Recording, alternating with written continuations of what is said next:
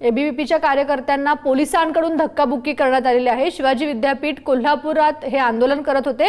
अखिल भारतीय विद्यार्थी परिषदेच्या विद्यार्थी कार्यकर्त्यांना पोलीस प्रशासनाकडून आणि शिवाजी विद्यापीठ गार्ड यांच्याकडून धक्काबुक्की करण्यात आली आहे। शिवाजी विद्यापीठ कोल्हापूर येथे विविध मागण्यांना घेऊन आंदोलन करताना पोलीस प्रशासनाकडून आणि विद्यापीठ गार्डकडून ही मारहाण झाल्याचा आरोप करण्यात येतोय। कोल्हापूरमधील हे दृश्य आपण बघतोय। एबीव्हीपीच्या कार्यकर्त्यांना पोलिसांकडून धक्काबुक्की करण्यात आली आहे।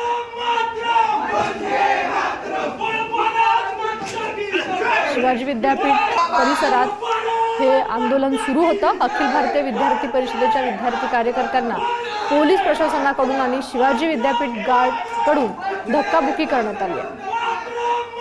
प्रतिनिधी शेखर पाटील आपल्याशी जोडले गेलेले आहेत। शेखर, काय आहे तिकडची परिस्थिती? तेजस्विनी आज सिनेट होती आणि याच पार्श्वभूमीवरती म्हणजे अखिल भारतीय विद्यार्थी परिषदेच्या कडून अनेक दिवसांपासून विविध मागण्या केल्या होत्या आणि त्याच मागण्यांसाठी हे सर्वजण जे आहे ते सिनेटमध्ये जात होते आणि जात असतानाच त्यांना पोलिसांनी आणि विद्यापीठामध्ये असलेल्या गार्डकडून रोखण्यात आलं।